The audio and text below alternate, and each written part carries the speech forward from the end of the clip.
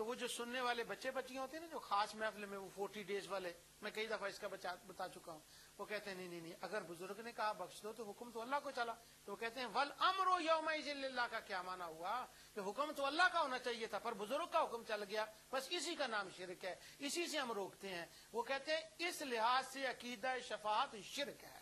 اللہ اکبر۔ اور میرے مہربان کہتے ہیں کہ نہیں اس کی تو ضرورت ہی نہیں ہے مسئلہ شفاعت کے اوپر، تو سبحان اللہ۔ یہاں پر اس سوال تو آپ کو سمجھ گئے ہوں گے اور اس کی دلیل بھی سمجھ گئے ہوں گے۔ اب میں اس شبہ کا ازالہ کرتا ہوں اللہ تعالیٰ کی توفیق سے۔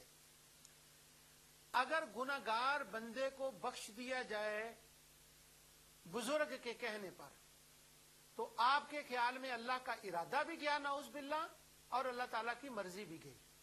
حالانکہ اللہ تعالیٰ کی مرضی اور ارادہ ظاہر ہوتا ہے، اور جن کے ذریعے سے ظاہر ہوتا ہے وہ خدا کے مظہر ہوتے ہیں، ارادہ اسی کا ہی ظاہر ہوتا ہے۔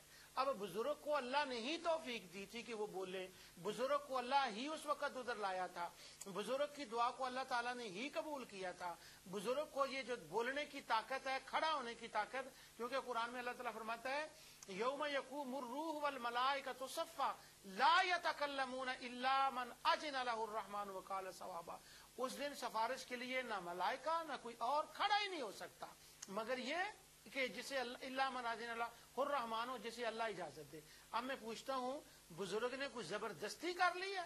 انبیاء صالحین نے زبردستی کر لی؟ اللہ تو فرما رہا ہے نہ وہ کھڑا ہو سکتا ہے نہ وہ بول سکتا ہے جب تک میری مرضی نہ ہو۔ تو بزرگ کا آنا، اس کا کھڑا ہونا، اس کی مرضی، یہ اللہ کا ارادہ اور اللہ کا حکم چلا ہے یا اس بزرگ کا حکم چلا ہے؟ نعوذ باللہ من ذالک، یہ اللہ کا حکم ہے، لیکن اللہ نے ان کی شان دکھانے کے لیے ان کو ظاہر کیا اور ان کے وسیلے صدقے ان کی شفاعت سے گناہ اس کی مغفرت کر دی۔ تو والامر یومئذ اللہ اگر اندر جا کر دیکھے تو یہ امر اللہ کا ہی چلا ہے مگر صرف نظر نہیں آیا۔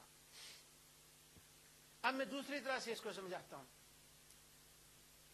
ایک گناہگار بندہ، اس نے گناہ کیا اور گناہ کرنے کے بعد وہ دوزخ کا مستحق ہو گیا۔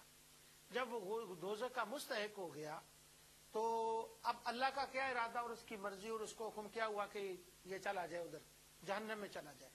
وہی آپ کا میں قاعدہ پرنسپل دوبارہ میں بیان کر رہا ہوں جس کا بڑی علمی اعتبار سے جن کا ذکر کیا جاتا ہے۔ کچھ 3 مہینے کی بات ہوگی، ایک چینل کے اوپر والامر یومئذ للہ کے اوپر 3 سپیکروں نے تقریریں کی انگلش میں، اور انما امرہ اذا اراد شیئا، اور تینوں نے یہی موقف اٹھایا کہ اللہ کی مرضی کہاں جائے گی، اللہ کی مرضی کی جگہ کسی اور کی مرضی چل گئی، یہی تو شرک ہے، اس لیے یہ مسئلہ شفاعت کا شرک ہے۔ وہ کہتے ہیں شفاعت سمجھنے میں لوگوں کو غلطی ہوئی ہے، یہ تو شرکیہ عقیدہ ہے نعوذ باللہ۔